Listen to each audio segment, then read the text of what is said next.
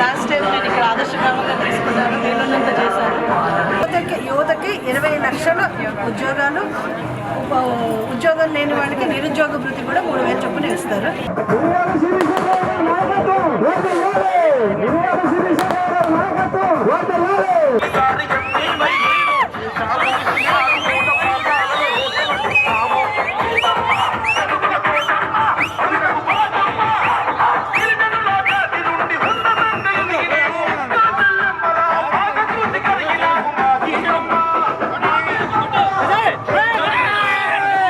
ఎంపీగా మోదీ గారికి మళ్ళీ ఓటేస్తే మనకి మంచి జరుగుతుంది.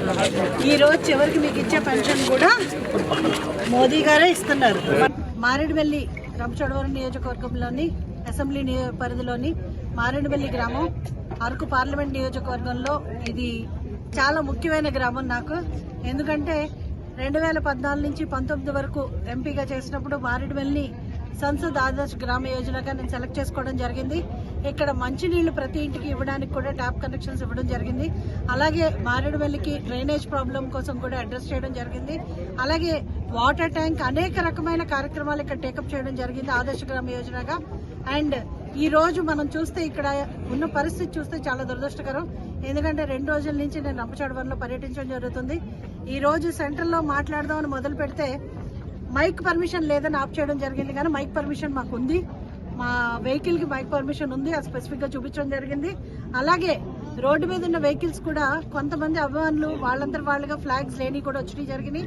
ఆ వెహికల్స్ సీజ్ చేస్తామని కార్యకర్తలను బెదిరించి భయపెట్టి అధికారులు కొంతమంది కేవలం అధికార దుర్వినియోగానికి పాల్పడుతున్నారు.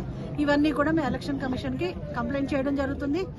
మెయిన్ కంప్లైంట్ చేయడం కాదు, ఇక్కడ ప్రచారాన్ని అడ్డుకోవడానికి వీళ్ళు అధికార పార్టీకి కొమ్ము కాయడాన్ని తీవ్రంగా ఖండిస్తున్నాను. ఎందుకంటే కోడ్ వచ్చిన సందర్భంగా ఇప్పటికైనా అధికారులు కన్ను తెరవాలి.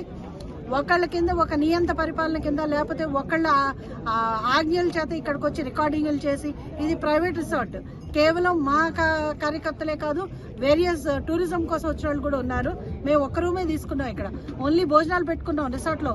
ఆ భోజనాలకు కూడా వాళ్ళు ఏమి ఇప్పటి వరకు నేనేమి నామినేషన్లు ఎవరు వేయలే. పార్టీ కార్యక్రమాలు చేసుకునే అధికారం అందరికీ ఉంది. అండ్ అది ప్రొసీజర్ని ఎవరు కూడా గైడ్ లైన్స్ మేము ఫ్లాంట్ చేయట్లేదు.